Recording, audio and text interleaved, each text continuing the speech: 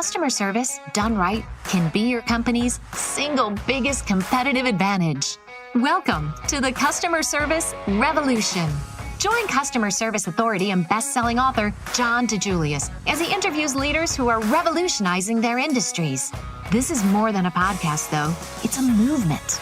The Customer Service Revolution is a radical overthrow of conventional business mentality designed to transform what customers and employees experience.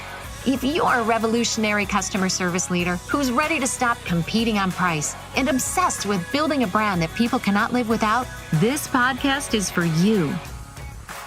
Welcome to the Customer Service Revolution podcast with John DeJulius. In this week's episode, John talks with Leslie Pagel, Chief Evangelist of Authentics. Authentics, cleverly spelled with CX at the end, is a conversation analytics company dedicated to improving the way healthcare companies engage with customers. In this week's conversation, you'll learn what voice of the customer is and how it's different from customer satisfaction surveys, what it means to listen at scale, the importance of unsolicited feedback, how it's obtained and who leverages it, how companies are using customer conversations to improve, and Leslie's advice for those who see the need for this but aren't quite sure how to get started. Now here's our host of the Customer Service Revolution podcast, John DeJulius. Welcome, revolutionaries, to another episode of the Customer Service Revolution podcast. I am John DeJulius, Chief Revolution Officer of the DeJulius Group. And I'm so excited this week to be bringing you Leslie Pagel, Chief Evangelist of Authentics. Welcome, Leslie. Thank you for having me, John. And did I say the name right? Yes, you did. All right, both. Good. Pagel and Authentics. All right, good. And you are speaking to me today from Indianapolis? Yep, right in the middle of the Midwest here. Yes, having a beautiful summer June day. All right, so tell our listeners what Authentics does. Authentics is a conversational intelligence company. We leverage AI and machine learning to analyze and study conversations that businesses have every day with their customers. We focus specifically in the healthcare industry as well, really helping all verticals within the healthcare industry have their finger on the pulse of their customers' needs through AI. Now, if you were to Google conversational intelligence or conversational AI, chances are the top hits would be companies that are using AI to replace or assist humans in a conversation. Chatbots and that, yes. Exactly. And that's not us. We're really focused on leveraging the conversation as a source of insight to help an organization listen to their customers at scale, learn where their friction points in the customer journey, the things that customers value and appreciate. We also get to hear the agent and the experience that the agent is delivering on behalf of the company. So there's infinity. Is that the right word? There's an infinite number of insights that companies can harness through their everyday conversations that they're having. All right, that's what we do. Let's help our listeners understand better, and me as well, voice of the customer. All right. And correct me if I'm wrong. Well, there's a couple things I want to go here. Talk about how voice of the customer is different from customer satisfaction surveys, right? Okay. And then the other thing is this a niche, what you're doing, of voice of the customer? Or because voice of the customer seems like there's other things. Voice of the customer, like correct me if I'm wrong, I could be calling you and asking you, would that be considered voice of the customer or no? Yeah. Okay. So I think we could consider voice of the customer as an umbrella. Yep. And agree that there's all kinds of ways that we can capture and harness the voices of our customers. Correct. They tend to fall into two buckets. One is where we go out to customers and we ask for their input and feedback. Yep. So we'll call that solicited voice of customer. We're going out, we're soliciting their feedback through surveys, through one-on-one qualitative interviews, those types of things. The other side of it is unsolicited. And these are the everyday interactions that customers are having. We're not asking for their feedback, but they're giving it to us when they interact with us. They're telling us things about our business. And this is where what you are exactly. Yes. And so to that, and I'm sorry because you can go deeper on that, but is your measuring listening to the customer only phone, or does it also carry digital, email, web, attendant? What are your channels?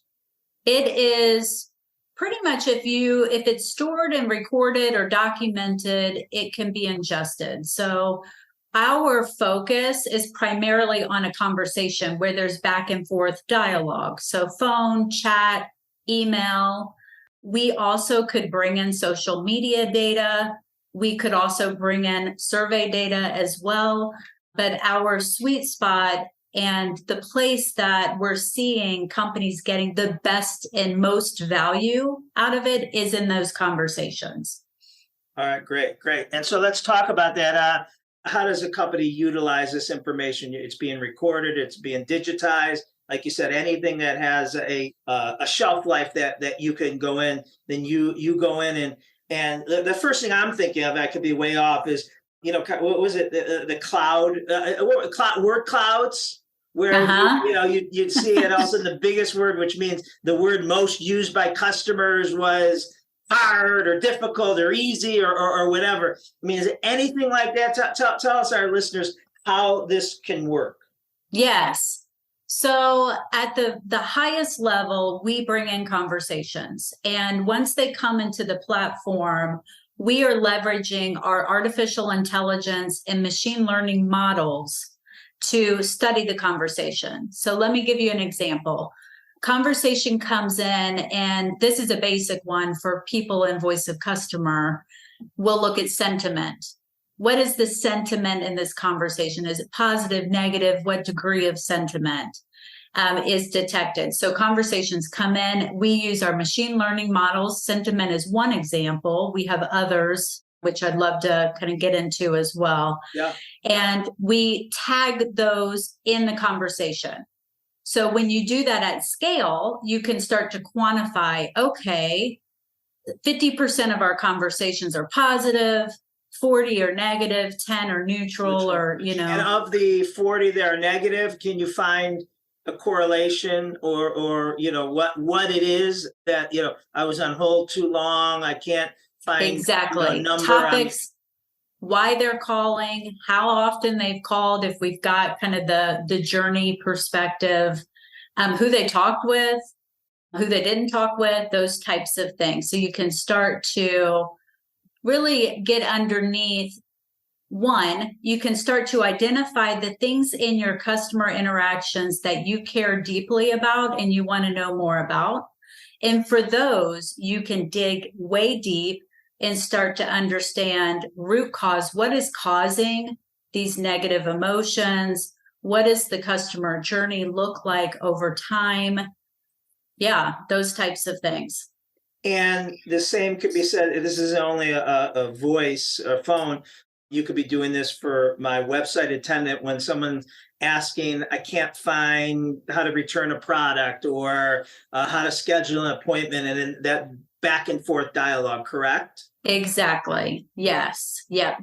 Yeah. Now, do you, and maybe it's depending on the company you're working for, can I also say, Leslie, I also want to know if my representative uses the patient's name, answers the phone this way. Thank you for calling ABC. This is John. Whom do I have a pleasure of speaking with? I use Leslie's name twice. And before I hang up, I say, Leslie, is there anything else I can do for you today? Do you guys, and is that a normal thing you can track as well? Kind of we call it a non-negotiable standards? Yep. So we're conversational intelligence. Conversations have two parties, and we look at both parties. So when we're listening really closely to the agent, we're listening. We think about it as the experience that they're delivering, what they're creating for the customer. So we're listening really closely into the experience that they're creating for them. Was it a warm welcome? Was there a fond farewell? Are they taking accountability for resolution of this call? Are they proactively listening? So we've got our set of non-negotiables that we've built our AI tools to detect in calls and do it at scale for organizations. Who leverages this, like the source of insight? Yeah, so typically we obviously operation centers.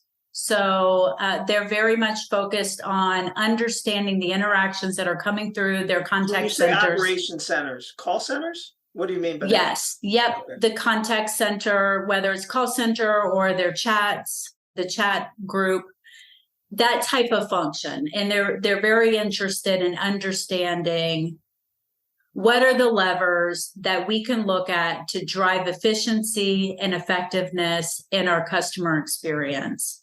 So that's one. And that's the obvious kind of user of the insights. What they find, though, is that the drivers of customer issues oftentimes are process, technology, other parts of the business.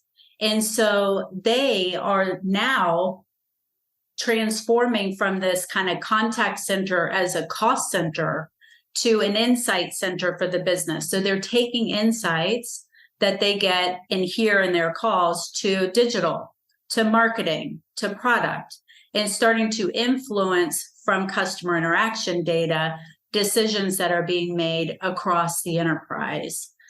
And then the other area is with customers as well. So one of our machine learning models is called the eddy effect. And eddy occurs in rivers. So water flows down a river. You want it to flow in the middle because it's least likely to be obstructive. But the reality is there's debris, there's rocks and water. And what happens when a water hits a rock, it creates an eddy. It causes that water to circle, not flowing through. Bottleneck. Exactly. Customers experience eddies in their journeys too. And so we've built machine learning models that will detect when a customer is stuck in their journey. And through our technology, we can alert a business to, one, this customer is stuck, and two, it's preventing them from getting the care that they need for the illness that they're dealing with.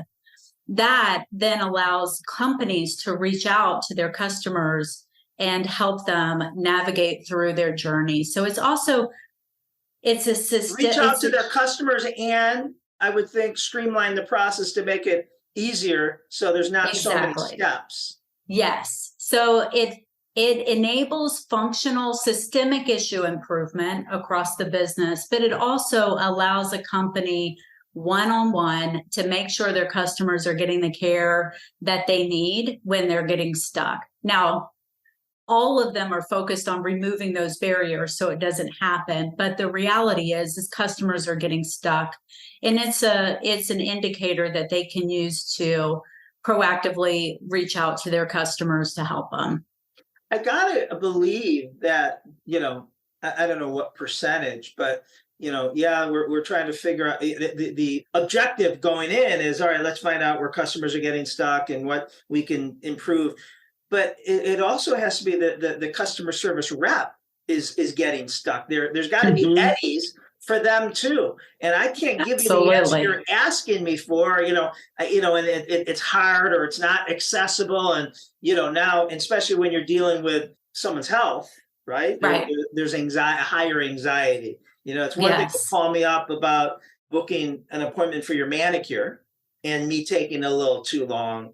But versus you calling me up and not being able to get your records back or results of labs or an appointment with the doctor for a follow-up, right? And so helping the reps be easier to do business with. And a lot of times, I'm sure you're finding it's not their fault. They just Right. don't have it. Or maybe there is a training element to it. I don't know. What do you find? Yeah, it's both. I would tell you that for a new agent helping a customer, they might not cause the eddy, but they might not be as helpful in getting them out of it. But generally speaking, we see that the causes of eddies aren't the frontline folks. The causes of eddies are processes that have been created. They're technologies that agents are using to help support the customer, or they're technologies that the customer's using that's causing them issues to reach out to. So it tends to be more the process technology side of things that are creating customer situations. The other in healthcare is there is a lot of constituents involved in helping a patient go through their journey. And that requires a lot of collaboration. So we see a lot of eddies being created because the doctor needs to talk to the payer, the insurance company, or the pharmaceutical manufacturers having a hard time getting to the right person at the insurance company. So there's a lot of kind of eddy effect happening just in the interplay of our healthcare system. Yeah, I mean, there's so many third parties that are out of both the patient and medical facilities control, right? Mm-hmm. That really causes, a lot of eddies I could see. Yeah. What are you seeing about how ChatGPT is or will impact, what you're doing? Yeah. One quick point on the last thing, and then I'll go to ChatGPT. Another kind of beauty that you just kind of surfaced is that through conversational intelligence, you also can start to segment your customer population. So you can look at different types of customers. I can look at, is the patient calling? Is a caregiver calling? Is that caregiver the husband, the wife, a distant relative? So it also starts to allow you to kind of segment your customer base based on the types of individuals that you're interacting with. The different avatars. Exactly. Yeah. And ChatGPT. In this business model, you guys deal with concierge doctors as well.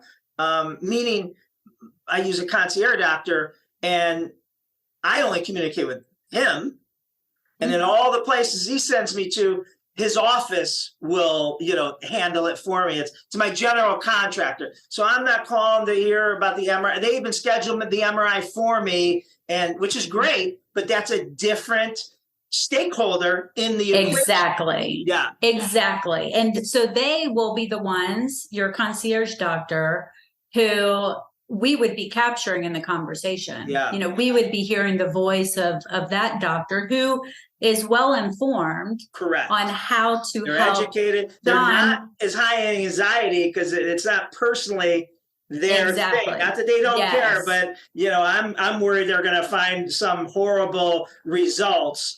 So I'm going to be a little bit more on edge than technically the third party who's just facilitating the deal, if you will. Yes, which is another kind of point in the data is the emotion. We do see in those kind of B2B relationships where the doctor is talking to the payer or the manufacturer, it's more transactional. Yes. It is more like, I'm trying to get this done. You don't need as much, if at all, empathy there. But when you are talking to the patient, I got to believe, I don't know if this falls under your sentiment, but was she empathetic when I told her, how horrible my day is or my fall or my accident, I haven't been able to work. And she just kind of blew it off and says, okay, how about 3:00 on Thursday? That was, not, what I was looking for in a little TLC there. That would be there. So that would be there for the agent side of it. Right. Is did they display empathy when we're listening to the agent? When we're listening to the customer, in addition to sentiment, we're also listening for emotion. So what emotion are they expressing when they're stuck in an eddy? And it sounds a lot like fear. It sounds like hope. Sometimes it sounds like shame. So we also help our clients really understand, here's the impact that eddies are having on your patient and customer group. And not just from like a business impact perspective, because we do that, but also from an experiential perspective as well. Want to improve your company culture and become the brand your employees and customers can't live without? Email Claudia at thedejuliusgroup.com to find out about consulting, executive and online training, and other resources we can offer you. You can also schedule a call with Claudia by going to tdg.click/Claudia. So a big thing, and I'm probably telling you something you already know, but in medical and financial, two highest stressors out there, is providing certainty, right? Mm-hmm. And I don't know if you guys, coach this. I don't know if you take this information, let the company do what they want, or you come in and tell them how they can be better. But so they say the highest cause of anxiety is uncertainty, right? And so now you as a technician, at an MRI lab office, or even the receptionist booking the appointment, whatever I'm calling for, you can't tell me that I'm going to be, my tests are going to come back great. And you don't know that. But right. The certainty that at least we train is you can tell me what's going to happen next. And exactly. That's the certainty. It's when that isn't taken out and you're like, okay, I'll let the doctor know. Okay, I'll pass that message along. People freak.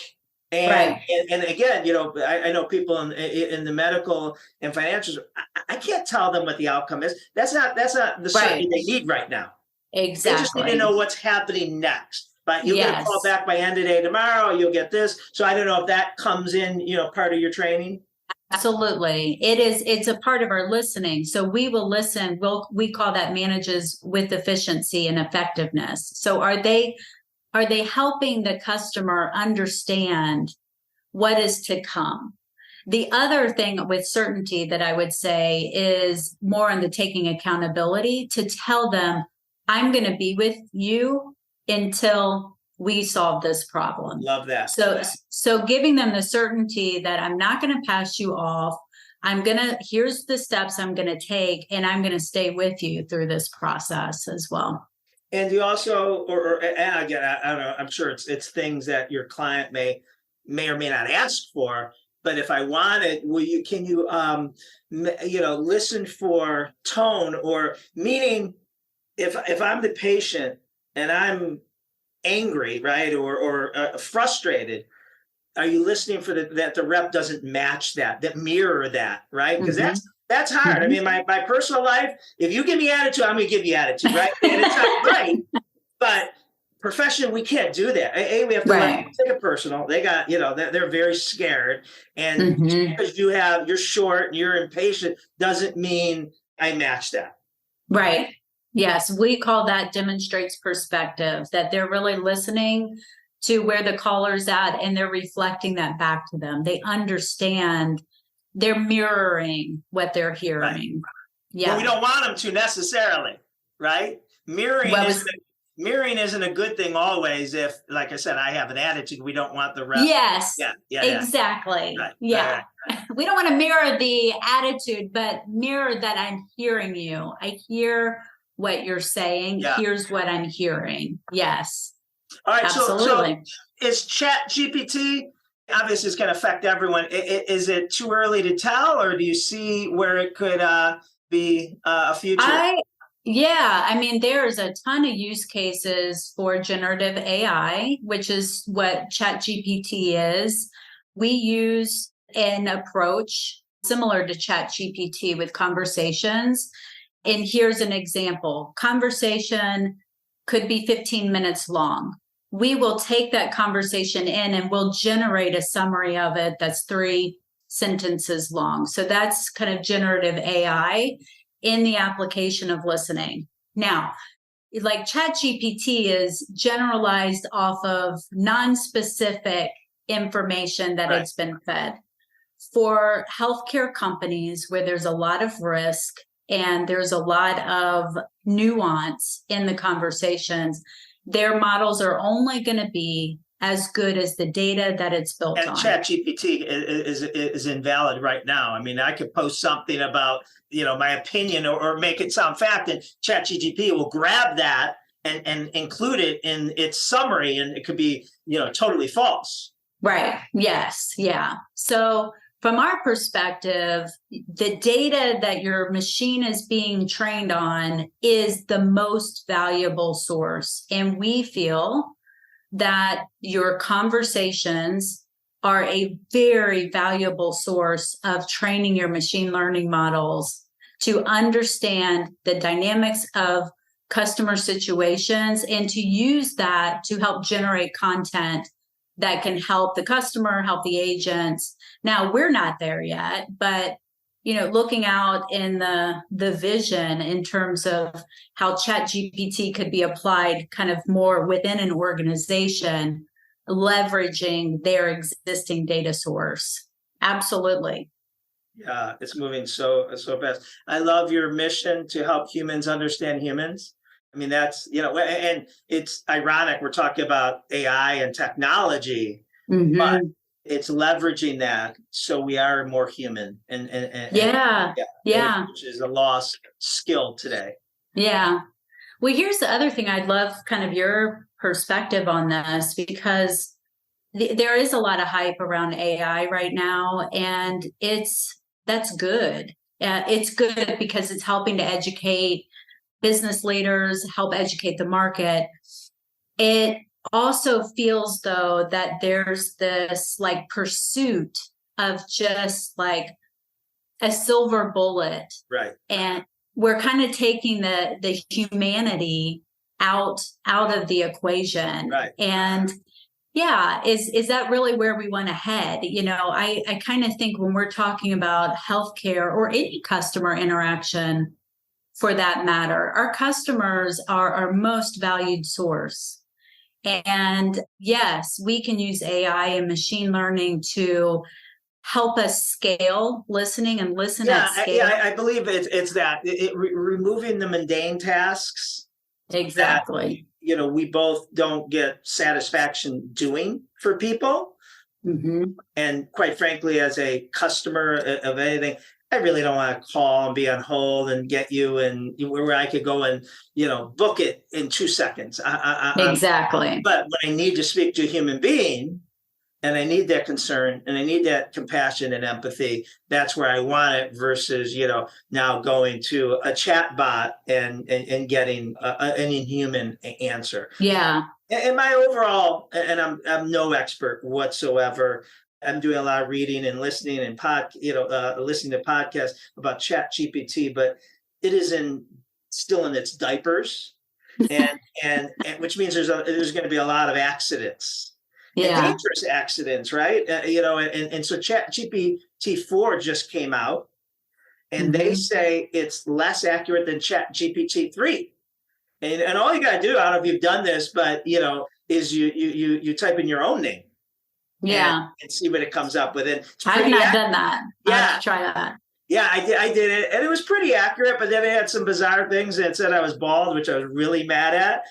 No, but I mean. These are one of the things that I don't think. I mean, unless you're a company that has really, really, really deep pockets. For the rest of us, I think it's okay to be later and let someone else figure out the kinks and step on the landmines, because it's going to be an expensive journey for the pioneers. And they're just, barely. I think it's incredible what it can do, but it's going to be a painful 1 to 2 years getting there. And I'm not raising my hand wanting to be the guinea pig and be first. Well, I also think that, ChatGPT it's consumable by all of us, right. But the underlying technology that it leverages are technologies that companies can be using to help them accomplish what they're trying to accomplish. So we use a lot of the technologies that are being leveraged through ChatGPT. It's just in a different kind of application of it.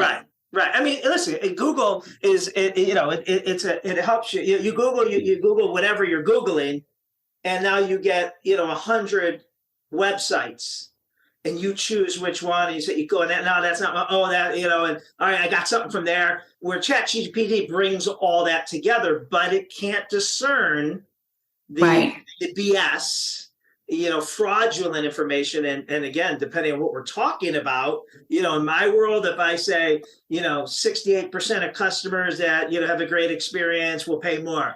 And I'm wrong, that no one's dying.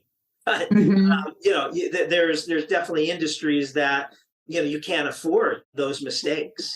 Right. Yeah. But you could use the technology to train a machine on your data set that is similar to ChatGPT. Like, this is fraudulent activities, or this is not. Right. For example, our eddy effect is a model that we train, and we do it by bringing in conversations. We tag, label, and clip the portion of the conversation, and then that tells the machine, this is what an eddy looks like and sounds like.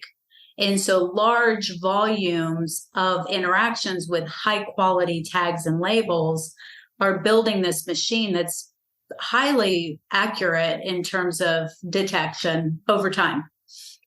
Well, that's great. And so, Leslie, what do companies, advice do you have for them who are intrigued and interested in the voice of the customer and what you're sharing? How does one get started? And I don't know if they dip their toe in it or crawl, walk, and run, but what's best for them? I would say to start with a curiosity of learning and going out and within your business asking, how are we using all this data?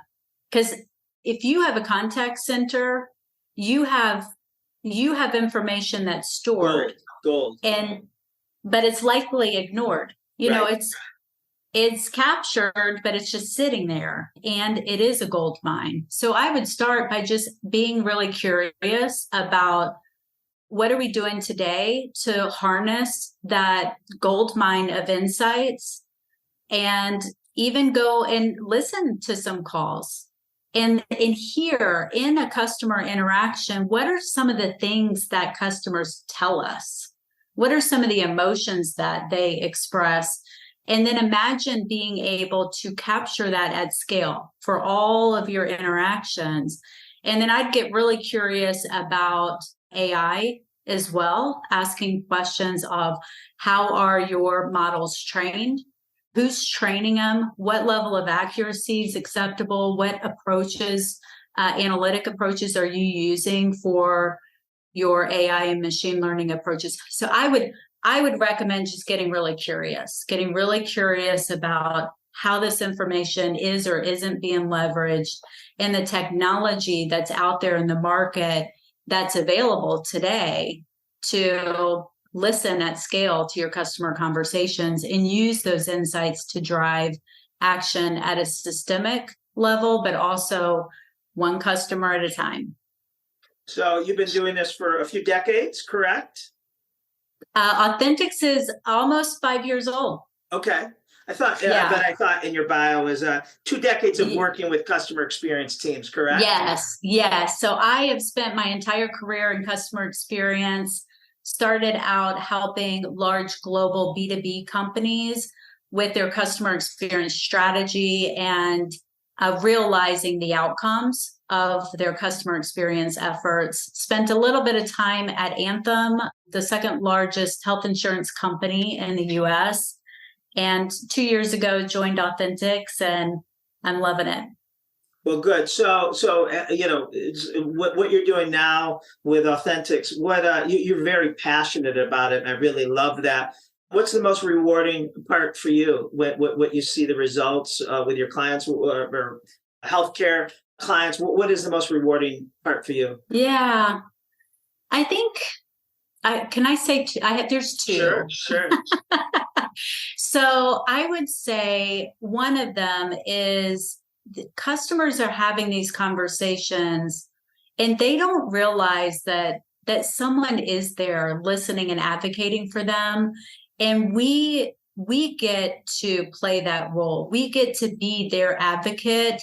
The agent When you say is their customers, do you mean patients or patients or doctors or anyone. Well, because I would be worried that when someone hires Authentics, the healthcare system, that maybe the employees, the reps, would feel like, Big Brother's listening, and you view it as a negative and not as a positive. Yeah. So I would say actually the opposite for agents is agents see us as a voice that they've not been able to bring to fix systemic issues in their business. Now, there's also a coaching element too of agent performance and identifying opportunities for agents to improve. And if that's approached right, which generally it is, it's with the intent of kind of developing agents. There's no kind of Big Brother approach there. Yeah. It all depends on how the company uses it, right? And takes that information. Exactly. Yes. Yeah. It is a carrot, not a stick, But I would say the most rewarding is listening to a customer who is navigating their care and being able to amplify their voice to an audience within the business that can do something about their problem. That is so powerful. I've been in presentations where the most senior person at the beginning of the call says, Leslie, you have my full undivided attention because I haven't heard this before. I've heard our customers, but now you've put this data to it to help me put it in perspective. That's great. So that's very rewarding. There's just some of these things that you can't unhear when you hear a mother calling about her son with Alzheimer's, and she's just trying to get him the help that there's a lot to go into there. So, but very rewarding to be able to amplify those voices to a part of the business that can solve the problems. The other, I would say, is with Authentics, we have a bird's eye view into healthcare. So we're looking at our clients are big pharma, little pharma, their hospital systems, their payers, their medical devices, and we sit above it. And we're looking at the customers, doctors, pharmacists, insurance companies, and how all the intertwining of that they're doing to help consumers of healthcare, you and me. And to be able to bring that ecosystem together and share, put the patient in the center and share the challenges of our healthcare system and try to be a part of the solution through bringing groups together for conversation. That's very rewarding as well. That's awesome. Leslie, for the people, the listeners who are in the healthcare and they want to find out more about Authentics and you, can you share with us? And what you're going to share, I also will have in the show notes as a link. Okay, perfect. Yes, please go to Authentics. That is spelled authentic with an X at the end. So authentics.com. And best way to contact me or reach me is through LinkedIn, Leslie Pagel with Authentics on LinkedIn. Don't hesitate to reach out, follow, and connect. We will have both the website and your LinkedIn contact information on the web show notes. Thank you, Leslie. Any final thoughts, comments, anything you didn't get a chance to share? I would just say final thought is while we're focused on healthcare, listening to conversations at scale is relevant and applicable for any company with recorded customer conversations or documented customer conversations. We see that the best display of care and concern for your customers is to help your customers feel heard. And the best way to do that is to listen to them and to listen at scale and to drive the actions throughout the organization that tell your customers, we're listening and we hear you. Love it, Leslie. Thank you so much for coming on today and sharing so much valuable information with our revolutionaries. Thank you very much. All right. Thank you, revolutionaries, for another episode of the Customer Service Revolution podcast. We will see you next week. We hope you enjoyed this episode and are ready to think about starting your own customer service revolution.